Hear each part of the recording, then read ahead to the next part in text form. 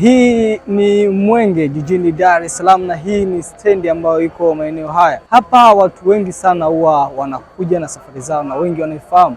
Leo tupo kuitembelea Mwenge kuangalia changamoto ambazo zinakutana hapa Mwenge, lakini pia kujadili mustakabali wa taifa letu kuhusu maisha, mijadala bungeni na mambo mbalimbali ambayo wanakutana nayo wananchi wa Tanzania, lakini wananchi wa hapa Mwenge. Moja kati ya mjadala mkubwa siku ya leo tutaenda kujadili ni kuhusu shilingi 100 ya kwenye simu ambayo mbunge aliipendekeza iwekwe katika miamala ya simu. Kwa Mtanzania akitumia simu basi shilingi 100 ikatwe kwa ajili ya kujenga miundombinu mbalimbali katika nchi hii. Tuweze kuanzisha chanzo kipya cha mapato, tukianzisha kwenye mfuko wa mawasiliano ambao utakwenda kusaidia kupata fedha za kukarabati miundombinu iliyoharibika. Tuna nafasi ya kuweza kwenda kukarabati barabara zilizoharibika. Mimi naamini wataalamu wetu wakikubali, tunaweza tukapata fedha karibia trilioni 1 kwa shilingi 100 tu, ambayo tukikubaliana tuiweke kwenye muda wa maongezi inaweza kwenda kusaidia kupunguza tatizo tulilonalo kwa sasa la uharibifu wa miundombinu.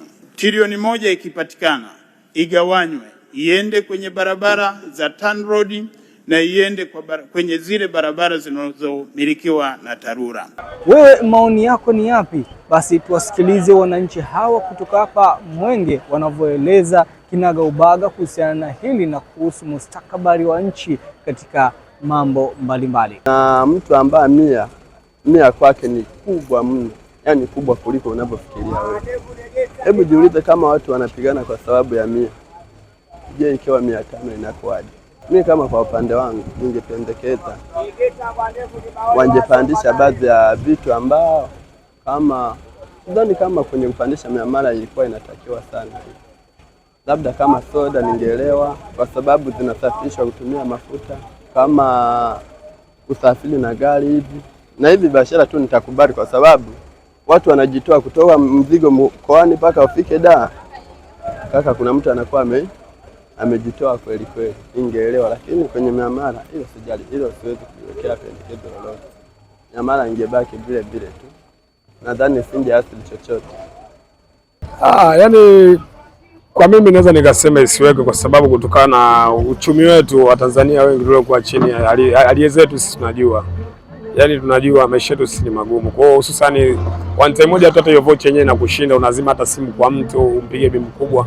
Kwa hiyo siwezi nikasema kwamba eti labda mimi hiyo hali napenda iwe hivyo. Yani kwa kifupi mimi ningependa pengine labda yani serikali ilivyo itatumia utaratibu gani mwingine, lakini kusema kwamba eti ndio iwe nakata 100 kwenye nini, itakuwa inawagharimu wananchi ambao kama sisi ambao hali zetu zipo chini kimaisha. Serikali kama kwenye kuongeza kwa shilingi 100 kwamba mimi ninavyotakuwa kuongea na mtu inakatwa shilingi 100, wanaturudisha enzi za zamani, tutaanza kutumia barua sasa tena.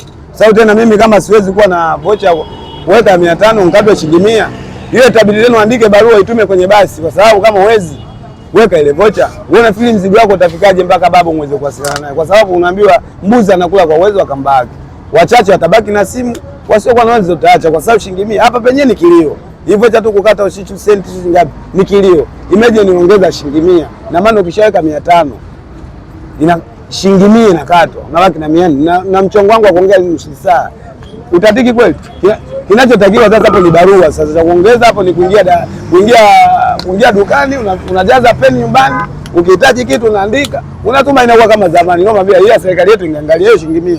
Wasituwekee, wakituwekea sisi watazidi kutuficha. Unajua kila mtu sasa hivi kisimu, kila naye miliki simu. Sio kwamba naye miliki kila simu kwamba anajiweza. Ni kwa sababu ya mazingira ambayo tunaishi. Kuwasiliana. Bwana mimi kuna sehemu nataka niingie, mtu akupigia simu.